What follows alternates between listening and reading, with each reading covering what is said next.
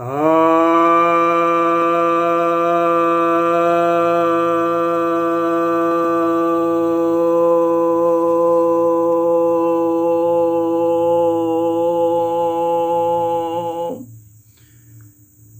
भक्तजनों को सप्रेम नमन। भक्तों, आज एक धार्मिक सामाजिक विषय पर चर्चा होगी। बांग्लादेश में जो हिंदुओं के प्रति हिंसा हुई, उस विषय पर थोड़ी सी चर्चा करते हैं।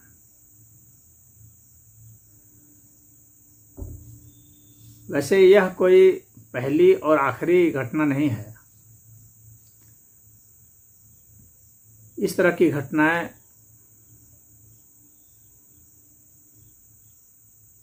डेढ़ हजार बरस से होती आ रही हैं।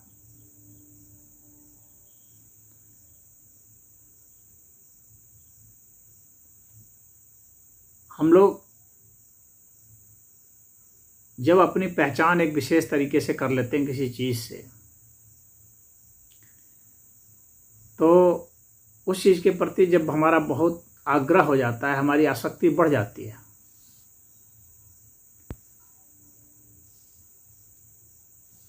तो फिर जो दूसरी तरह के पहचान वाले जो लोग हैं, उनके प्रति राग द्वेष आ जाता है।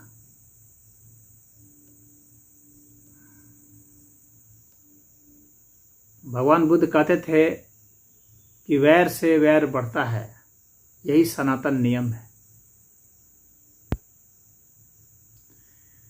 तो जब हम वैर करते हैं तो फिर उससे वैर बढ़ता रहता है।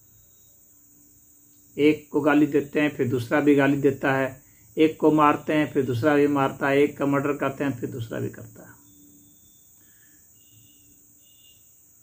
इस तरीके से यह सिलसिला चलता है।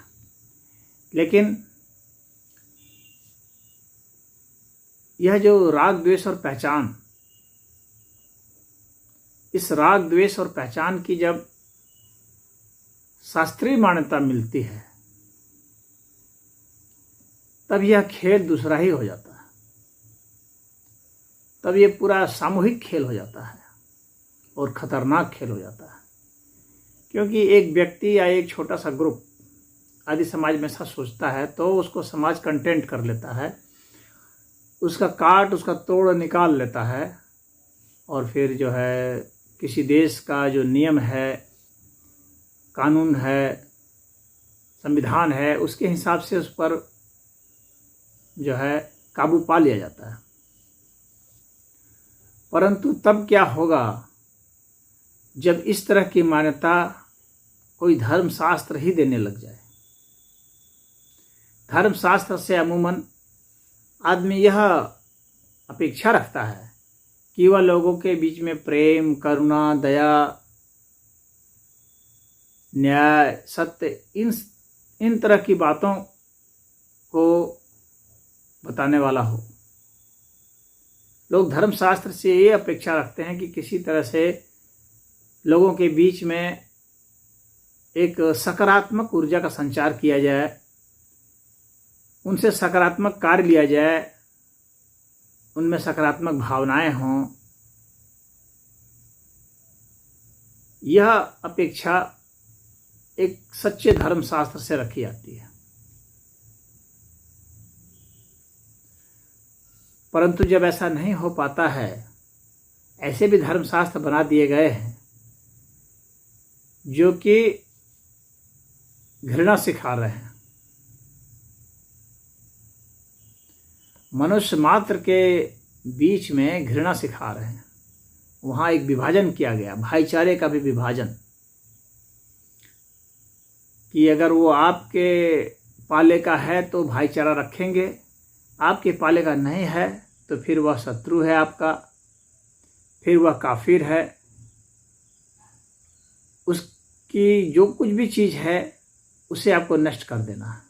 उसकी संस्कृति, उसकी भाषा, उसकी पूजा प्रणाली, उसका सामाजिक ताना बाना, उसके रिश्तेदार नातेदार, उसका व्यक्तित्व, तो हर चीज़ खराब है, उसका हर चीज़ गंदा है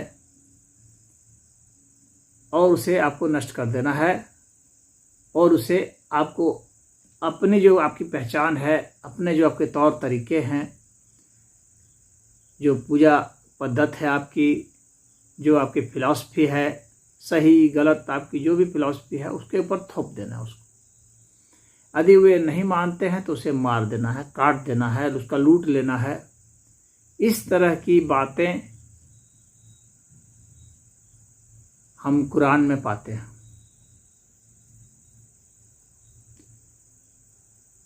और जब शास्त्र कोई अनुमोदन कर देता है अपने मानने वालों का, तब वह ग्रुप, वह समुदाय, वह धर्म जो कुछ भी करता है, धर्म के नाम पर वह धर्म ही होता है, और जो कुछ भी करता है उसके प्रति उसके मन में कोई ग्लानि नहीं होती। अब वहाँ झगड़ा वे खोज खोज के लड़ते हैं।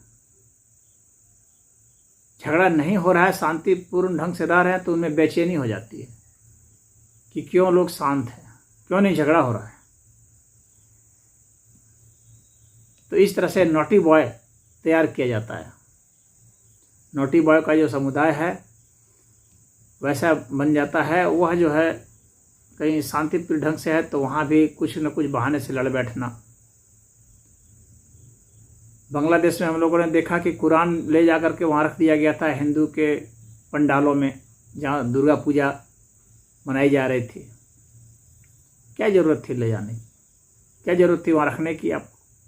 लेकिन उसी बहाने लड़ना था, उसकी साजिश थी, योजना प्लानिंग थी, तो ऐसा लड़ लिया गया। उस पर कितने लोगों को मार दिया गया, मंदिरों को तोड़ दिया गया, मूर्तियों को तोड़ दिया गया।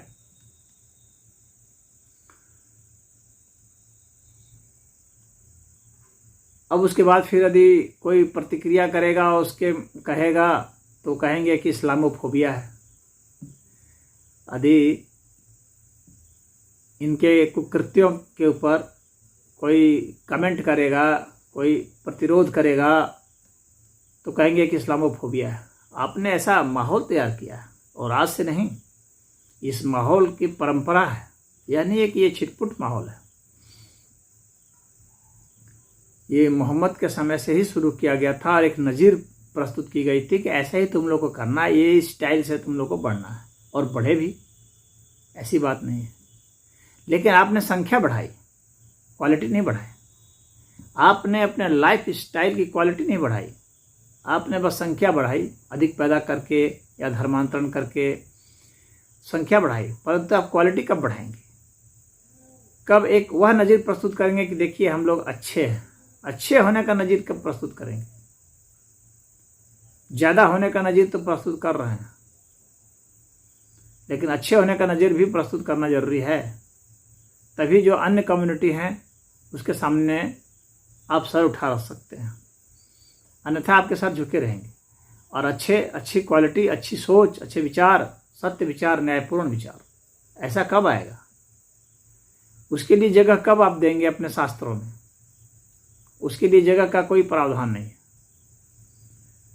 क्योंकि अन्य किसी नबी को आने के लिए भी अलाउ नहीं है कि और कोई पैगंबर आ जाए जो कि उसमें परिवर्तन करे, वह भी अलाउ नहीं है। तो परिवर्तन सामान्य आदमी भी नहीं कर सकता, उनके जो क्लरिक्स हैं, पुरोहित वर्ग है, वह भी नहीं कर सकता, कोई नया पैगंबर नहीं आ सकता। तो फिर क्या होगा? फिर तो उसी चीज़ को बराबर ढोते रहना पड़ेगा जो भी है, तो फिर सुधार नहीं हो सकता, फिर विकास संभव नहीं है। फिर उसमें से जो अच्छी बातें नहीं हैं, जो अवैज्ञानिक बातें हैं, जो असामाजिक बातें हैं, अन्यायपूर्ण बातें हैं, उनको आप उसमें से कैसे बाहर करेंगे?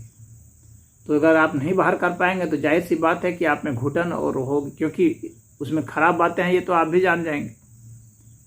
उसमें जो बुद्धिजीवी तबका है वो उस बात को समझ रहा है, लेकिन कर कुछ नहीं सकता, क्योंकि अभी प्रावधान है कि जो करेगा उसको मार दिया जाएगा।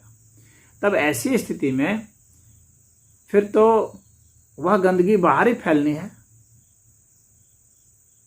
और फिर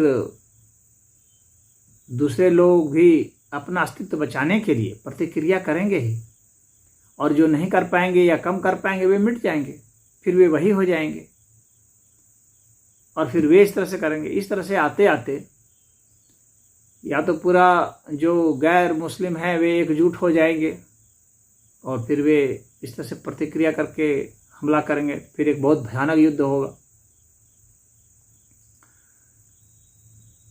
या फिर ये अपने में सुधार कर लें, या फिर जो गैर मुस्लिम है वे मिट ही जाएंगे और सब मुस्लिम हो जाएंगे। एक प्रश्न यह भी लेकर के चल देते हैं कि सब मुस्लिम जो हैं, जो जिस लिए ये सब झगड़ा करते हैं, जिसलिए ये काम करते हैं, जिसलिए कहते हैं, अफगानिस्तान में अभी हुआ कि भाई तालिबानियों ने कब्जा कर लिया और जो वहाँ पर सिख समुदाय थे या हिंदू समुदाय थे जो अफगानिस्तान में रह गए थे, उनको कहे कि या तो धर्म परिवर्तन अपना कर लो या फिर हमारा देश छोड़ दो। तो इस तरह का जो व्यवहार है, हाँ, ये कोई आदर्श शालीन व्यवहार सभ्य लोगों का व्यवहार तो है नहीं, ये तो बार्बरिक क्रूर कबीलाई जमाने का व्यवहार है और वही कबीला तंत्र चलता आ रहा है। तो इस तरह से या तो वे छोड़ने के लिए मजबूर हो जाएंगे या फिर वो मुसलमान बन जाएंगे। मुसलमान बन जाएंगे तो फिर उन्हीं के नक्शे कदम पर चलेंगे, वही फार्मूला अपनाएंगे वे भी। यानी अच्छे आदमी को बुरे आदमी बनाने की जो है होड़ लग जाएगी।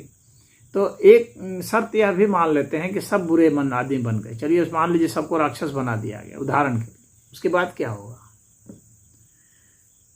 जैसे इनका ध्येय है कि पूरे विश्व को मुस्लिम बना दिया जाए, चलिए मुस्लिम बन गया पूरा विश्व मान लीजिए, फिर क्या होगा? उसके बाद क्या होगा? उसके बाद फिर किसको मारेंगे? उसके बाद क्या फिर सुधार नहीं करेंगे? फिर क्या सत्य और न्याय की बात नहीं होगी? फिर तो यही हुआ कि जिस भी औरत को चाहो उठा लो, हर कोई उठा लेगा, जिस भी औरत पर चाहो चढ़ जाओ, बलात्कार कर दो, जिसको चाहो मार दो, जिसको चाहो लूट लो। फिर तो ये होगा, झूठी झूठी कहानियां गढ़ो और कहानियां फैलाओ, यही होगा। जब धर्म शास्त्र सिद्ध ही नहीं कर पाते हैं, ना अल्लाह को सिद्ध कर पाते हैं, ना नबी को सिद्ध कर पाते हैं, ना उनके कुकृत्यों को सही ठहरा पाते हैं, तो फिर उन्हीं चीज़ों को फिर उसी को मैग्नीफाई करना पड़ेगा। फिर सारे लोग एक दूसरे को मारेंगे। ये तो ऐसा ही हो गया जैसे कि वो ड्रैकुला वाला होता है कि एक ने दूसरे को काटा, वो भी ड्रैकुला हो गया, फिर दूसरे ने तीसरे को काटा, वो ड्रैकुला हो गया, धीरे धीरे पूरा शहर ड्रैकुला हो गया, फिर सब लोग एक दूसरे को काटेंगे, फिर ड्रैकुला ही खाएंगे। तो इस तरह से क्या आएगा? मनुष्य की प्रजाति विकास की ओर नहीं, फिर विनाश की ओर हो जाएगी। तो दो शक्तियां लगती हैं, विकास की ओर और विनाश की ओर। तो यह विनाश की ओर मनुष्य जाति प्रवृत्त हो जाएगी। तो ऐसा हो जाएगा। और दूसरा यह है एक और वैकल्पिक रास्ता कि टेक्नोलॉजी जो गैर मुस्लिम है वे अपनी तकनीक इतनी उच्च कर लें कि वो मुस्लिमों की बस की बात नहीं रहे, क्योंकि मुस्लिम तो एंटी साइंटिफिक होते हैं, साइंस से उनको मतलब नहीं हो सकता है। इसलिए वो गरीबी और अन्याय ये सब जो है उसकी नियति बन जाएगी। कितना भी विकसित देश हो चाहे, यदि वह मुस्लिम बन गया तो उसको अविकसित हो जाना है, क्योंकि वहाँ साइंस नहीं फल फूल सकता, और जहाँ साइंस टेक्नोलॉजी नहीं रहेगी वहाँ गरीबी होगी। यह निश्चित सी बात है। तो जो गैर मुस्लिम है उनके पास यही विकल्प है कि वे साइंस में एडवांस हैं और एडवांस रहेंगे, तो वे अपने तकनीक को इतना आगे बढ़ा लें कि इनके दायरे के बाहर चले जाएं और इनके दिमाग को परिवर्तन कर सके तकनीक से, एक जगह बैठे बैठे ही तरंगों से। जैसे मोबाइल की तरंगें आती है और हम लोग का सभी का मोबाइल चल रहा है, उसी तरह से ये तरंगें से इनके दिमाग में जो, क्योंकि ये कुरान में तो बदलाव नहीं कर सकते, तो इनके दिमाग में ही बदलाव करना पड़ेगा, यही उपाय है। तो दिमाग में बदलाव करने के लिए यही है कि आपकी टेक्नोलॉजी बहुत एडवांस होनी चाहिए कि एक जगह से बैठे बैठे ही इनके दिमाग में जो भी विचार हैं, सब गंदे विचार हैं, उसको डिलीट कर दिया जाए, अच्छे विचारों को डाला जाए। तो ऐसा अधिक किया जा सकता है, और किया जा सकता है, निश्चित ही किया जा सकता है। विज्ञान इतना एडवांस हो चुका है कि ऐसा हम लोग सोच सकते हैं, और हमारी सोच के ऊपर भी विज्ञान का नियंत्रण होगा। जब हम सोच को काबू कर लेंगे और उन विचारों को प्रवर्तित कर देंगे जो विचार समाज के लिए हानिकारक है, जो विचार उस व्यक्ति के लिए हानिकारक है, जो विचार उस परिवार के लिए और पूरे विश्व के लिए हानिकारक हैं, ऐसे विचारों को डिलीट किया जा सकता है। हालांकि टेक्नोलॉजी का यह भी खतरा है कि इससे भी खराब खराब विचार डाला जा सकता है उसका यह भी खतरा है, निश्चित ही है। वह और भयानक राक्षस तैयार होगा। तो ये संभावना भी है, क्योंकि अब वह तकनीक किसके पास आएगी, वह कितने उच्च स्तर के विचार वाला व्यक्ति है, यह निर्भर करता है। यदि वो शासन करना चाहेगा तो हर एक को डिलीट करके हर एक के विचारों को अपने विचार डालकर गुलाम बना सकता है। निश्चित ही वह गुलामी वाली बात होगी कि हम किसी के विचारों को डिलीट करके उसमें अपने विचार घुसा दें और उसे अपना गुलाम बना लें। तो वह तो इससे भी खराब व्यवस्था हो जाएगी, इसमें कोई दो राय नहीं। लेकिन भाई तकनीक का अपना खतरा है। तकनीक तो आपको मिल गई, उस तकनीक को चलाने वाला व्यक्ति कैसा है उसके ऊपर बात है। तो यह जो है आने वाले समय में ऐसा होगा, इस पर लगातार शोध हो रही है। सन 2012 में खोज हुई थी कि जिसमें व्यक्ति के दिमाग में क्या चल रहा था उसको दिमाग में इलेक्ट्रोड डाल करके कंप्यूटर स्क्रीन पर देखा जा सकता था। तो अब ये तो 2021 आ गया, तो 12 से 21 9 वर्ष हो गए, तो अब तो शोध आगे बढ़ी गई होगी। तो विचारों के ऊपर काम हो रहा है। मिलिट्री और जासूसी विभाग जो हैं उस पर काम कर रहे हैं, साइंटिस्ट काम कर रहे हैं, और आने वाले समय में और इसमें एडवांसमेंट हम देखेंगे। उस वक्त के भी साइंटिस्टों ने कहा था कि बिना इलेक्ट्रोड डाले भीतर हम लोग बाहर से ही उसको देख पाएंगे और बाहर से उसमें फेरबदल कर पाएंगे। जब विचार को हम कंप्यूटर स्क्रीन पर ला सकते हैं, फिर कंप्यूटर से हम दिमाग में विचार भी घुसा सकते हैं। रिवर्स प्रोसेस भी संभव है। तो इस प्रक्रिया को हम देखेंगे। तो क्या अब हम जो मैंने एक बात कही कि सबको मुस्लिम बना दिया जाए तो कितना खतरनाक विचार होगा, उससे भी ज़्यादा खतरनाक विचार हो जाएगा जब हम सबको उस तकनीक के द्वारा सभी को हम गुलाम बना लें, और ख़तरनाक होगा। हालांकि अभी जो व्यवहार हो रहा है, जैसे मुस्लिम जो व्यवहार करते हैं, तो वह भी एक गुलामी ही है। आपको समझना पड़ेगा, यह भी दिमाग को हैक कर दिया गया एक तरह से। जैसे कुरान ने हैक कर दिया, मोहम्मद साहब ने जो कहा उसको सब मुसलमान मान रहे हैं। इसका मतलब है कि बाकी सभी मुसलमानों के दिमाग जो है, जो मोहम्मद अब नहीं है, उनके कब्जे में चली गई है। तो वो सारा दिमाग उनका यहाँ चला गया। अगर हम किसी की बात को आंख बंद करके मान लेते हैं तो इसका इतना ही अर्थ होता है कि हमारा दिमाग हैक कर गया है, हमारे दिमाग को उसने कब्जा कर दिया है। हमारा जो है दिमाग अब इतना कमज़ोर हो चुका है कि हम अपने हिसाब से नहीं सोच सकते, हम फ्री थिंकर नहीं रह गए, अब हम मानसिक गुलाम हो चुके हैं। तो मानसिक गुलामों की संख्या पहले भी थी, आज भी है, परंतु 100% फिर भी नहीं है। यानी अभी जो बहुत कट्टर से कट्टर अगर मुस्लिम भी होगा तो उसके पास भी कुछ दिमाग तो होगा जो अपना कुछ सोच सकता है, बिल्कुल जीरो नहीं हो गया।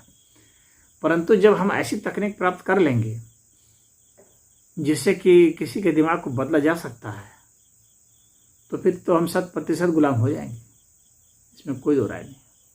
फिर हम चाह करके भी उसको बदल नहीं पाएंगे, क्योंकि हमारी चाहत किसी के अधीन चली जाएगी। तो मानसिक गुलामी हमारी आज भी है।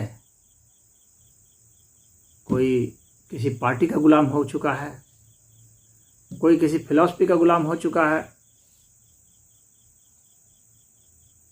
वह कुछ नया नहीं सोच पा रहा है, किसी ग्रंथ के हिसाब से ही चल रहा है, तो कोई किसी संप्रदाय के हिसाब से चल रहा है, कोई किसी समूह के हिसाब से चल रहा है। अब नक्सलवादी हैं, उनका भी दिमाग हैक हो गया है। राजनीतिक पार्टी के लोग हैं, वे भी अपने कार्यकर्ताओं का दिमाग हैक कर लेते हैं। कार्यकर्ता वही करता है, बोलता है, जो ऊपर के आला कमान जो बोलते हैं, जो योजना बनाते हैं वही बोलता है। तो इस तरीके से मानसिक गुलामी की ओर हमारा समाज बहुत तेज़ी से बढ़ रहा है। हालांकि हम लोग चिंतन किए हैं, वैज्ञानिकों ने हमें सत्य और न्याय की व्यवस्था दी है, वो एक रास्ता दिया है, तो हम विज्ञान के रास्ते चलते हुए हम अपने विचारों को स्वतंत्र रख सकते हैं। धर्म में भी कुछ बातें अच्छी हैं, जो अच्छी बातें हैं उसको हम ग्रहण करें। यदि हम ऐसा अपने विचार को रखेंगे तो हो सकता है हम बचे रहें। और वह जो तकनीक जिसकी बात मैंने की थी कि जिसमें कि मानसिक हमारा जो न्यूरोसाइंस है वो इतना ज़्यादा डेवलप हो जाएगा कि कंप्यूटर टेक्नोलॉजी से हम न्यूरोलॉजी को बस में कर लेंगे, तो हमारे सारे न्यूरॉन्स, यहाँ तक कि हमारे डीएनए को भी बदला जा सकेगा, और वो भी बाहर से ही। तो यह बहुत खतरनाक स्थिति हो जाएगी। परंतु आने वाले समय में, क्योंकि साइंस का एडवांसमेंट रुकेगा नहीं, विज्ञान अभी जहाँ है वहीं नहीं रुकेगा। प्रतिदिन नए नए खोज हो रहे हैं, प्रतिदिन हजारों लाखों वैज्ञानिक रिसर्चर शोध में लगे हुए हैं, और उनमें होड़ है कि कौन और बेहतर से बेहतर नई चीज़ खोज सकता है। तो उसमें ये स्थिति आ सकती है कि हम ऐसे चीज़ प्राप्त कर लें। तो क्या हमारा समाज, अगर हम सकारात्मक होकर के देखें, तो जो मानसिक गुलामी है इससे मुक्त हो सकेंगे, या हमारा समाज और मानसिक 100% मानसिक गुलामी की ओर बढ़ रहा है, और हम एक जीता जागता एक मशीन की तरह हो जाएंगे। जो हमारी अपनी कोई सोच नहीं रह जाएगी, हमारी सोच सदा के लिए किसी के हाथ में चली जाएगी। तो हम सदा के लिए किसी के अधीन हो जाएंगे। ये सोच करके आप देखें तो आपको कपकपी छूट जाएगी। अभी ही हमारे परंपराओं की और इन सब की जो गुलामी इतनी ज़्यादा है, तो आगे क्या होगा। तो आज हम यही कहना चाहेंगे कि हम सभी को इस पर बहुत विचार करना है और इस पर शोध भी करना है। जो भी सेंसेबल लोग हैं, जो अंदर से सेंसेबल हैं और जो स्वतंत्रता चाहते हैं, जो वास्तव में फ्री थिंकर हैं, उन सब के सामने में फ्री थिंकर हैं और फ्री थिंकर चाहते हैं कि बने, बाकी भी होना चाहिए। यह नहीं कि मैं फ्री थिंकर हूँ और दूसरे को चाहता हूँ कि वो मेरा गुलाम बन जाए। यदि ऐसी प्रवृत्ति होगी, तो यदि हम ऐसा सोच कर लेंगे, तो फिर तो हम उसको गुलाम बना लेंगे। तो इतना पवित्र हृदय वाला व्यक्ति के हाथ में जब वह तकनीक आए तो सही है, अन्यथा फिर तो बहुत दिक्कत होगी। क्योंकि हमारे में माल फंक्शनिंग है, उसको ठीक कर देना तो तकनीक का एक अच्छा कमाल है, लेकिन हमारी जो अच्छी फंक्शनिंग है उसको बिगाड़ देना और उसमें जो है माल फंक्शनिंग घुसा देना, तो एक बहुत खतरनाक तकनीक हो जाएगी। तो रक्त बीज राक्षस का जो वर्णन है शास्त्रों में, हिंदू शास्त्र में, कि उसका रक्त गिरता था रक्त बीज का, तो एक नया रक्त बीज पैदा हो जाता था दानव। इस तरह से दानवों की संख्या बढ़ती चली जाती थी। उसी तरह से यह भी है, और उसी तरह से आने वाले समय में जो नए शोध होने जा रहे हैं, उससे जो घटना घटेगी उसका भी यही लक्षण दिख रहा है। तो इससे यही हो सकता है कि मानव जो है अपने समापन की ओर बढ़ रहा है। अगर हम नकारात्मक देखें तो मानव अपने समापन की ओर बढ़ रहा है, या उन तेज तर्रार बुद्धिमान व्यक्तियों के या ग्रुप के अधीन हो जाएगा पूरा मानव समाज, और उसके गुलाम होकर के काम करेगा। या एक से एक आर्टिफिशियल इंटेलिजेंस में भी प्रगति हो रही है, एक से एक अच्छे अच्छे रोबोट बनाए जा रहे हैं। ऐसे रोबोट्स जो मानव के दिमाग से भी ज़्यादा तेज दिमाग इनका चलेगा, उनमें भी विकास हो रहा है। और फिर इसकी भी संभावना बन रही है कि उनमें और मानव में एक हाइब्रिड वैरायटी आ जाएगी। मनुष्य के दिमाग रोबोट्स जैसे किए जा सकेंगे और हर तरह की संभावना जो अन्य पशुओं में है, उनके जो गुण हैं वह भी मनुष्य में डाले जा सकेंगे। तो इस तरह से एक हम मनुष्य के बदलाव की ओर, मानव जाति के पूरी बदलाव की ओर, जिसमें कि हम नहीं कह पाएंगे कि ये मानव हैं, अगर हम तुलना करके देखेंगे तो हम उसकी ओर अग्रसर हो रहे हैं। और ये भी हो सकता है कि हम लोग ऐसे आर्टिफिशियल इंटेलिजेंस के अधीन में चले जाएं जो हमारे दिमाग से भी बहुत ज़्यादा तेज़ दिमाग वाले हों और हमारे दिमाग को, हमारे शरीर को, हमारे हर चीज़ को वो कब्जा कर लें। अब ईश्वर की क्या इच्छा है। वैसे हर प्रजाति जो होती है, जो जन्मती है, उसको नष्ट तो होना होता है, यह तो सच है। कोई भी प्रजाति अंतिम समय तक, अनंत काल तक नहीं चलेगी। एक न एक समय उसका समापन हो ही जाएगा, चाहे जिस बहाने से हो। कोई दूसरा कर दे या वो अपने में ही कर ले। अपने बनाए गए खेल में हम फंस के खुद मर जाएं, ऐसा भी हो सकता है। तो जो भी मानव समाज के लिए सोचते हैं, पूरे मानव समाज के लिए, उनके सामने एक बहुत बड़ा प्रश्नवाचक चिन्ह है। उम्मीद है आप सब भी कुछ सोचते होंगे इस विषय में। तो यदि कुछ सोचते हैं तो कमेंट करें, लिखें। तो हो सकता है और कुछ नई बात समझ में आए और फिर कहीं कुछ रास्ता भी मिले।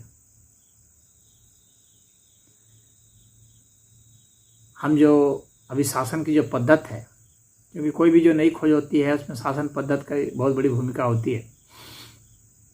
तो अभी जो शासन की पद्धत है जो जनप्रतिनिधियों द्वारा है, तो आगे इस पद्धत के तहत यदि कोई खोज हुई तो जाहिर सी बात है कि बड़े बड़े जो धुरंधर राजनेता हैं या बड़े बड़े जो धुरंधर उद्योगपति हैं, उनके हाथ में ये तकनीक चली जाएगी, या ऐसे वैज्ञानिक के हाथ में चली जाएगी जो उद्योगपति भी है, जो नेता भी। तो राजनेता के हाथ में चले जाए या उद्योगपति के हाथ में चले जाए या वैज्ञानिक जो खोजेगा उसी के हाथ में चला जाए, तीनों ही स्थिति में खतरनाक हो जाएगा। इसका एक ही उपाय था कि ये जो पूरा समाज है, इसमें जो शासन पद्धत है, इस शासन पद्धत को सीधे जनता द्वारा काबू में किया जाता, यानी जनता का शासन होता, यानी जनता नियम कानून बनाती और प्रशासन को आदेश देती, तो हर घटना के ऊपर उसका नियंत्रण हो सकता था। तब जाकर के एक संभावना बन सकती थी कि मानव जाति, मानव अपने को बचा पाएगी, क्योंकि आम जनता जो है यही मानव है। और जो ऊपर चले गए, इनके शीर्ष पर बैठ गए, वे मानव नहीं रह जाते हैं। उनके भीतर में दानवता बहुत विद्यमान होती है और वे सबके ऊपर शासन की सोचते हैं, सबको अपने अधीन बनाकर रखने की और उनका शोषण करने की सोचते हैं। वह तो एक कोरी कल्पना होगी कि कोई एक बहुत अच्छा शासक हो जाए, व्यक्ति बहुत अच्छा आदमी हो, तो अच्छे आदमी पर भरोसा नहीं किया सकता है। एक अच्छा आदमी मर भी सकता है, अच्छा आदमी कभी भी बुरा भी बन सकता है।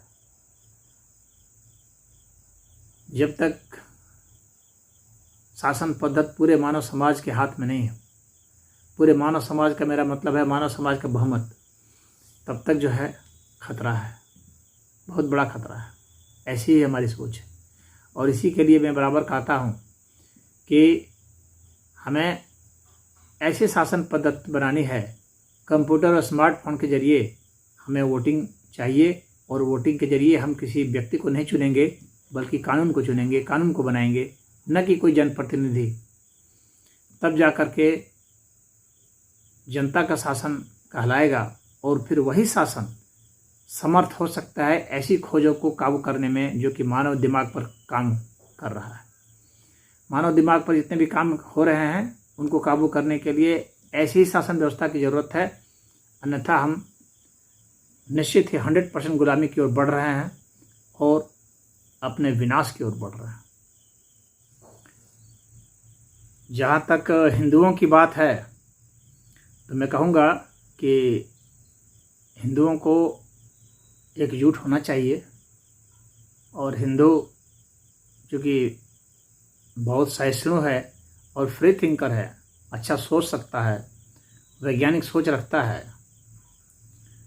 तो अपने उस वैज्ञानिक सोच का प्रयोग करना चाहिए उसी तकनीक को हासिल करने में, जिससे कि समाज के बुरे लोगों का जो बुरा विचार है, जिसकी वजह से उनको हम बुरे लोग कह सकते हैं, उनको बदलने की तकनीक हासिल हो जाए।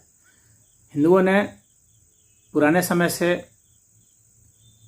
अच्छे ग्रंथ लिख करके, प्रवचन उपदेश दे करके लोगों को बदलने की मुहिम जारी रखी है। और हिंदुओं का सदा आदर्श रहा है कि कृण्वन्तो विश्वम्भरम्, पूरे विश्व को श्रेष्ठ बनाओ। यह नहीं है कि हीन बनाओ, यह नहीं है कि राक्षस बनाओ, सभी को श्रेष्ठ बनाओ। ये हिंदुओं का आदर्श रहा है और हिंदू इसके लिए प्रयासरत रहे हैं। उन्होंने अच्छे शास्त्र लिखे, प्रवचन किए, उपदेश किए, घूम घूम करके पूरा जीवन झोंक दिया। ऐसे करोड़ों करोड़ों हिंदुओं की जो परंपरा रही है शुरू से लेकर अभी तक, तो ऐसे हिंदू ही एकमात्र मार्गदर्शक हो सकते हैं पूरे विश्व के लिए। एकमात्र हिंदू से ही संभावना है कि पूरे विश्व को बचा सके, अन्य किसी में यह संभावना नहीं है। तो हिंदुओं को यूनाइट होकर के एकता का परिचय देकर बुरी शक्तियों से डटकर मुकाबला करना चाहिए सामने भी, और लगातार उच्च स्तर के सोच रख करके उनमें अच्छे बदलाव करने की भी पूरी संभावना रखते हुए उनको बदलने का भी प्रयास करना चाहिए। और अच्छी तकनीक की खोज करके भी ऐसा करने का प्रयास करना चाहिए और कर सकता है। और अगर हिंदू सफल नहीं हुआ तो मानव जाति का मैं कोई भविष्य नहीं देख रहा। मानव जाति का विनाश फिर अनिवार्य होगा।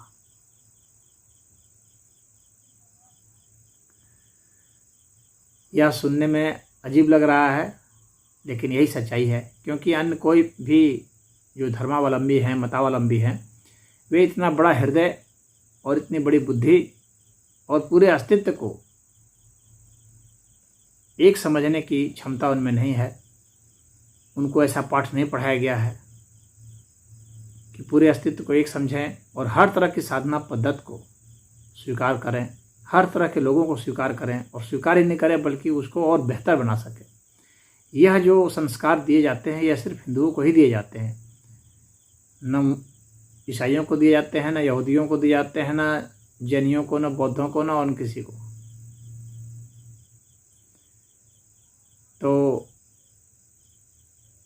कुछ बौद्ध तो खैर हिंदू ही हैं, सनातनी ही हैं, लेकिन पूर्ण हिंदू वे नहीं हैं, क्योंकि वे विशेष एक पद्धति पर ही आधारित हैं। इसलिए संकीर्णता उनमें भी आ जाएगी। हालांकि सनातन धर्म का अनुसार वे हो जाते हैं तो फिर तो उनमें भी विराटता आ जाएगी, लेकिन चूंकि एक पद्धति से वे चलते हैं, ध्यान पद्धति का ही उन्होंने आलम्बन लिया है, तो फिर अन्य जो पूजा पद्धतियां हैं फिर उनमें उनकी रुचि नहीं रह जाती है। और कई दार्शनिक प्रश्न है जहाँ पर कि वे चुप हो जाते हैं, जहाँ उत्तर वे नहीं, संतोषजनक उत्तर नहीं दे पाते हैं। तो लेकिन अगर सबसे करीब कोई है तो वो बौद्ध ही है। हिंदुओं के सबसे करीब यदि कोई है तो वो बौद्ध ही है। तो मैं समझता हूँ कि ये हिंदुओं और बौद्धों की ही जिम्मेवारी बनती है कि वे मानव समाज के लिए कुछ कर सकें। अन्य से कोई उम्मीद नहीं है। अन्य सिर्फ दोहन शोषण वाली तकनीक निकाल सकते हैं कि कैसे संसाधनों का दोहन किया जाए, कैसे मनुष्यों का दोहन किया जाए, कैसे आबादी बढ़ाई जाए, क्वालिटी बढ़ाई जाए मनुष्यों की। इस पर अन्य का कोई योगदान नहीं है। क्वालिटी नहीं बढ़ाना चाहते, अपने में बदलाव भी नहीं करना चाहते। लेकिन बौद्धों में भी है कि बहुत सारे बुद्ध होते आए हैं, बुद्ध होते जाएंगे। हिंदुओं में भी है कि होते जाएंगे। और स्वयं बुद्ध जो है अपने को सनातनी कहते थे, और सनातन धर्म, हिंदू धर्म भी भगवान बुद्ध के उपदेश को अपना ही मानता है, क्योंकि सनातन धर्म के सारे उपदेश ही बौद्धों के उपदेश हैं, कोई नया उपदेश उनमें है नहीं। तो इसलिए उसको एक संप्रदाय सनातन धर्म का माना जाता है। लेकिन बाकी अन्य जो हैं वे तो एक जगह अपना अडिग हैं और उसी पर अडिग रहेंगे, उसमें कोई विकास की वे संभावना को बिल्कुल बंद कर दिए हुए। तो इसलिए उम्मीद मैं इन्हीं से कर सकता हूँ, और इसी उम्मीद के साथ मैं जो हिंदुओं में जो वैज्ञानिक लोग हैं, विशेषकर जो न्यूरोबायोलॉजिस्ट हैं और जो कंप्यूटर इंजीनियर हैं और जो फिजिक्स के वैज्ञानिक शोधकर्ता हैं, उनसे ही मैं उम्मीद करता हूँ, उन्हीं के ग्रुप से उम्मीद करता हूँ कि ऐसे ही लोग अपना ग्रुप बना करके ऐसी शोध करें और मानव समाज को एक बेहतर दिशा दे सकें, उन्हें बेहतर और विकसित बना सकें और अध्यात्म और मोक्ष की ओर ले जा सकें। ओम।